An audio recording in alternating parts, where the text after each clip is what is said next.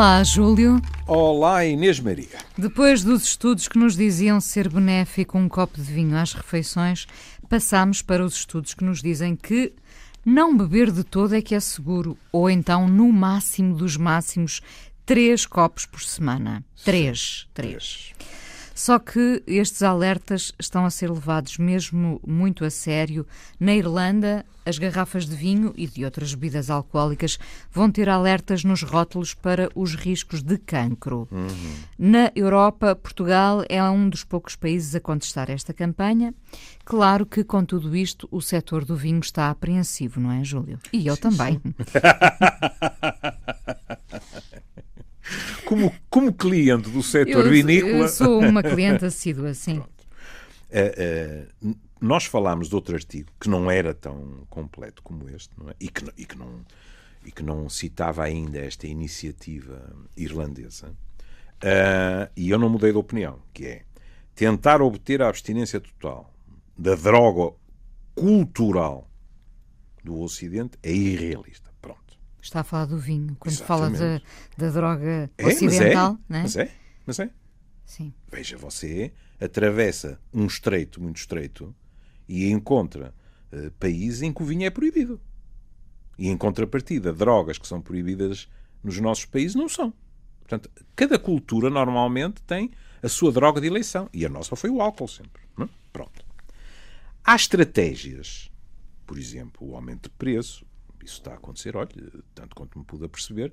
Agora, no orçamento, as bebidas açucaradas, pimba. O preço lá vai para cima também. Não é? É uma estratégia clássica. A pessoa paga mais, tem tendência para reduzir ou avaliar melhor o consumo. Por exemplo, os irlandeses também propõem a separação estrutural nos supermercados, etc. E depois, as restrições publicitárias. Aí, como nós também já dissemos, de vez em quando na publicidade há muita hipocrisia. Agora, mas não é só com as bebidas alcoólicas, não é? É geral. Agora, a hipótese de pôr, como nos maços de tabaco, o vinho provoca cancro, ou, como vem mencionar, a imagem de alguém que está a morrer de cirrose alcoólica, etc. Para lhe falar com toda a franqueza, eu perguntei a algumas pessoas e a resposta foi sempre a mesma, que foi: eu não ia deixar de beber por causa disso.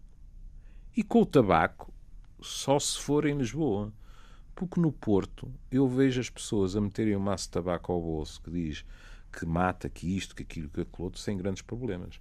Na minha opinião, tem sido. Ainda que se fume, parece-me cada vez menos. Sobretudo entre os homens. Cuidado. Sim, entre os também, jovens e as mulheres, não é a mesma coisa.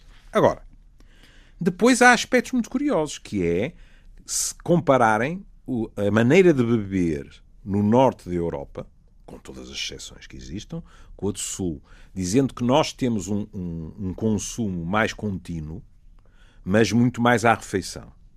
Enquanto no norte é mais frequente o binge drinking. Eu até me lembrei que da outra vez... Já aqui falámos muitas vezes desse hábito compulsivo de beber. Sim. Exato, não é? E a Inês perguntou-me de onde é que vinha o binge. O binge vem de farra. Ou seja... Guardar tudo para determinada altura e depois, nessa altura, a desforra, não é? Exatamente. O meu velho colega, o Manuel Cardoso, do CICAD, como é evidente, diz, atenção, isso não significa que em Portugal essas coisas não aconteçam também. Mas não é muito o nosso padrão, digamos assim, não é?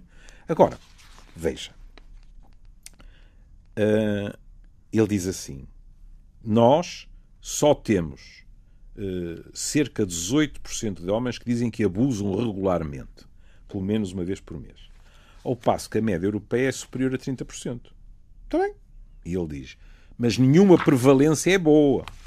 Porque, quer queiramos, quer não, se alguém está a ser prejudicado, isso já é mau. Nota final: os mais velhos e as mulheres. E se nos mais velhos aquilo que eu ouço tem muito a ver com solidão e tristeza, e o vinhito engana um bocado durante algum tempo. Nas mulheres é sempre a minha curiosidade. Tem isto a ver com o maior contacto com o antigamente quase exclusivo mundo masculino do trabalho. Com uma certa emancipação e barra prazer. É uma postura hedonista. Não digo que não, mas estou a falar de excessos, percebe? Ou a velha pergunta que sempre me assalta: será que as mulheres, para atingirem a igualdade plena com os homens, também têm que passar pelas asneiras comportamentais dos homens? Se calhar também, porque isso acontece também com o tabaco, não é? Pois é, pois é. Agora, deixe-me ser eu a queimar nesta conversa. Sim. Acho que não há ainda nenhuma relação direta confirmada entre o consumo de álcool e o cancro. Pode haver... Nós até lemos um artigo em que ficámos surpreendidos que diziam que a relação era mais facilmente estabelecida com o cancro da mama do que com o cancro do fígado, por exemplo. Por exemplo. Outra coisa, pergunto-me se, porque pensei muito sobre este assunto, como apreciadora que sabe que eu sou de vinho, não é? Sobretudo vinho tinto, pergunto-me se isto também não teria que ser alargado ao consumo excessivo de refrigerantes, sabendo como o açúcar nos é nocivo, ou, por exemplo, em relação à água e às partículas que o plástico ao sol liberta e como isso pode ser nocivo. Bom, mas como eu não sou médica... Minha querida, só para acabar, a velha moderação dos gregos, na minha opinião, continua a fazer muito sentido.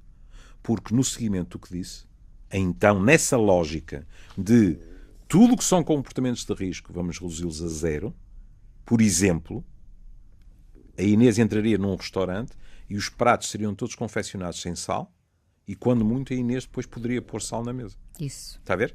Claro. Bom, vamos ficar a aguardar por novos rótulos. Um beijinho. Até amanhã.